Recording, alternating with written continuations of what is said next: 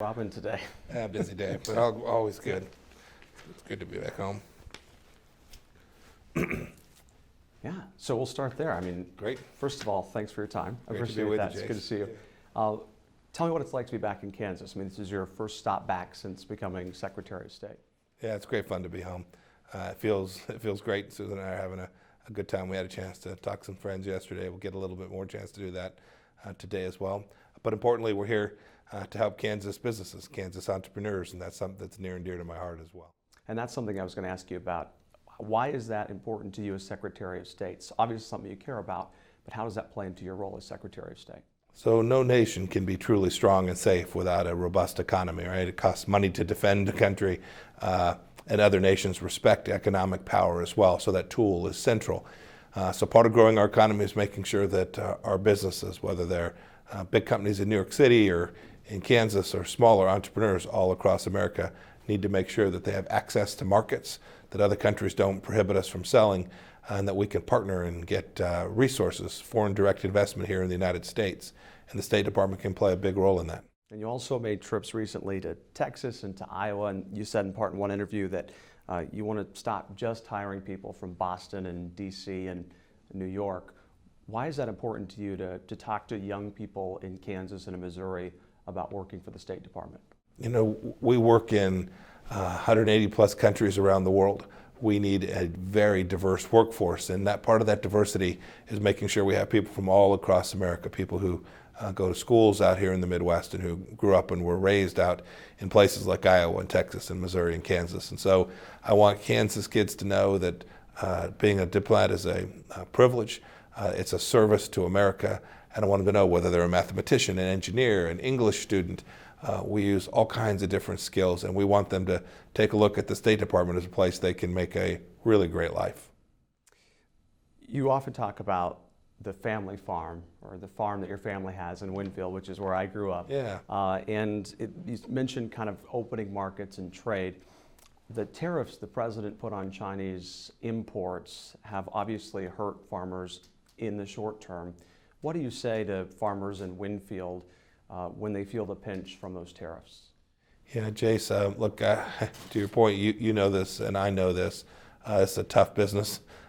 These are hardworking people, and President Trump is determined to make their lives better. When he came into office, we'd had decades of Chinese abuse where we couldn't sell our wheat, we couldn't sell our cattle, we couldn't sell our beans or our cotton into China without a massive tariff.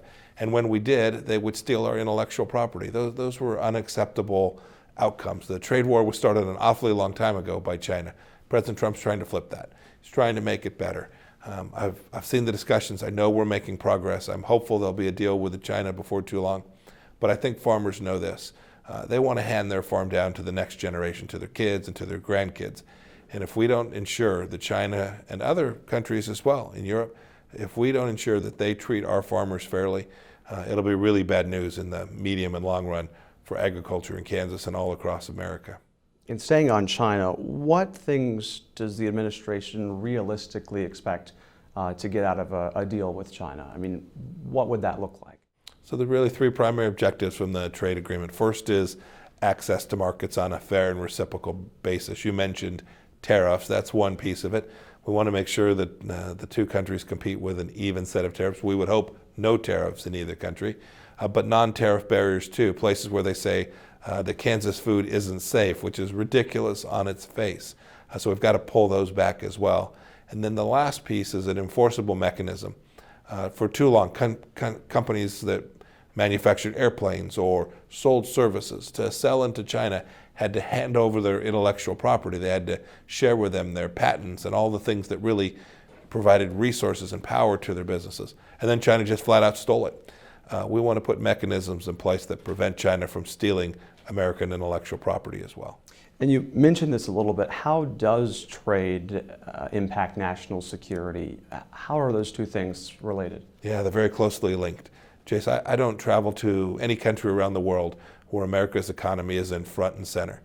These countries want access, they want know-how, they want the human capital, they want Americans to come invest in their country.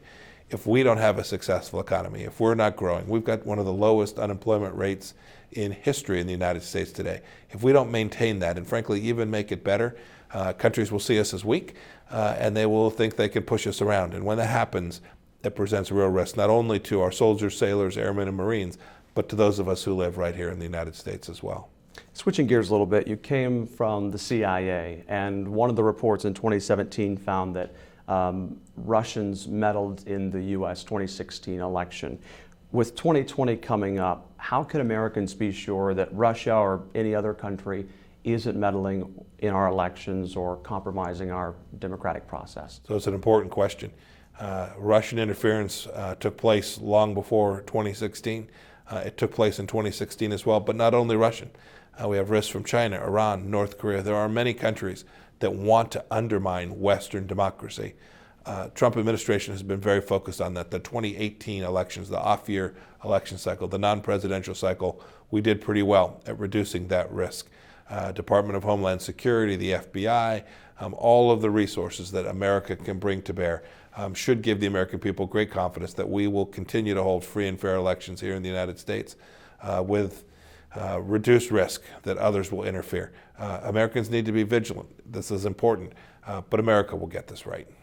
Another place where elections have been a big issue is Venezuela, and you announced that U.S. diplomats were being removed from Venezuela as political chaos continues there. Of course, the United States supporting Juan Guaido as the interim president, but Maduro continues to hold power there. What's really the long-term strategy in Venezuela, and what makes it important to the American national interest?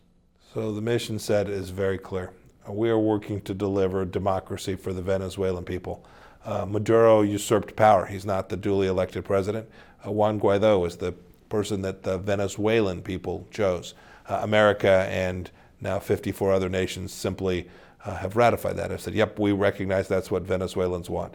The humanitarian crisis there, Jace, is of such extraordinary proportion, the largest humanitarian crisis not connected to armed conflict in the world's history. Millions of people have had to flee Venezuela. So our mission set is clear. The American people have been generous. We've provided over 200 metric tons of food that's sitting in Colombia and Curacao and in Brazil. We want to get it in. We want to get medicine to the sick and food to the hungry. Maduro won't let that happen. So we are working alongside all of the countries in the region to ensure that the Venezuelan people get what it is that they've demanded and that they so richly deserve.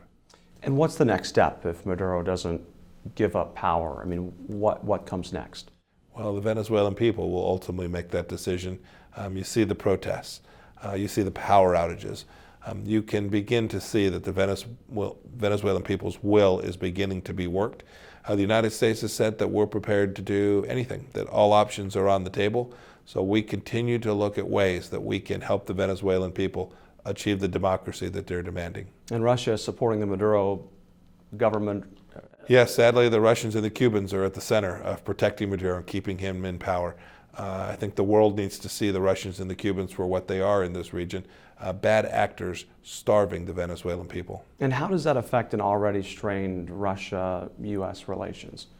So we have places where we have conversations with Russia that are important. When I was the CIA director, we worked on counterterrorism to ensure that if there were Americans flying on Russian aircraft or Russians flying on American aircraft, that we exchanged information to keep them safe. There are important places that the United States and Russia can work together. I frankly wish there were more, and I wish Russia would do more to allow us to find a common set of interests, even though we have very, very different countries. And another country that is very different is North Korea. And you pointed out in an interview, I think, with USA Today that you probably spent more time with Kim Jong-un and North Korean leadership than any other American in history. What do you make of Kim Jong-un as a leader? So this is a leader who has made a promise. He made that promise to me on multiple occasions. He made that promise to the world and to President Trump in June of last year in Singapore. He said, I'm prepared to denuclearize in exchange for a brighter future for the North Korean people and peace and stability on the peninsula. We've got missile test stop. We've got nuclear test stop. We've managed to get hostages back. But the denuclearization, which Chairman Kim is committed to, there's still a long way to go. We're continuing to work on that process. The negotiations have made real progress, but there's still a lot of work to do. President Trump always says there's a long way to go and we've got time to get there. We want to get there as quickly as we can. we'll be working on this in a way that delivers the security, not only for us in America, for the world. The people of South Korea, the people of Japan, they're all determined to help us get the nuclear weapons out of North Korea. Did you think that we would be even having these conversations with North Korean leadership even just a couple of years ago? Is that something you foresaw? No, it's a very different approach. We have achieved something really important. We have the most powerful sanctions on North Korea any administration has ever put in place, while also having the most successful diplomatic engagement that has ever taken place. Those twin efforts, the economic sanctions and our efforts to negotiate to achieve a diplomatic resolution of this, I hope will lead to a really good outcome. You mentioned the sanctions. A recent UN report shows that perhaps North Korea is evading those sanctions through hacking and ships and vessels there.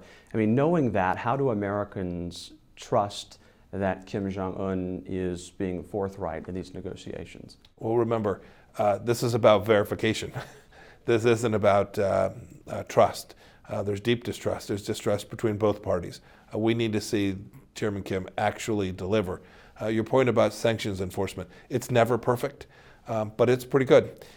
China has done good work. We wish that they would do more, but we have put real pressure. The reason that these conversations are taking place, the reason that these negotiations have moved as far as they have, is because of the effective enforcement of those sanctions. And I've got a couple of lighter questions that maybe you're not getting from other folks, but I'll start with this one. It seems like you're getting asked constantly about your political future. In Kansas, people want to know, are you running for governor or Senate? I won't ask you those because I know you've already answered them, but I will ask you, why do you believe so many people are throwing your name out there for just about every office you could imagine? Goodness, it's a great question. I don't frankly know why. As I've said before, I'm very focused on what I'm doing. It's an incredible privilege to serve President Trump and America as his Secretary of State. That's all I can see so far. It's a full-time gig for sure. I couldn't tell you why they are. It's humbling to have folks say that they think you'd be good at some of these jobs, and I appreciate that. But I couldn't tell you. You'd have to ask them why they continue to put my name forward. I might do that. I got one more question for you.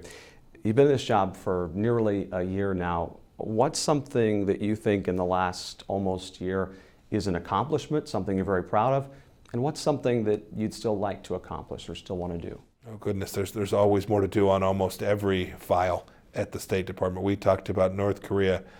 We've made some good progress on Middle East stability, but a lot more work to do there. I'm very proud of what we've done at the State Department as well, getting the State Department in the front of American foreign policy and making sure that our team was in the field doing its mission. I think we've had a number of accomplishments. I think President Trump's foreign policy record will be a lasting record of good work keeping the American people safe, but there's always more to do. All right, Secretary of State Jace, Mike thank you Pompeo, very much, thanks for sir. being here. Thank you.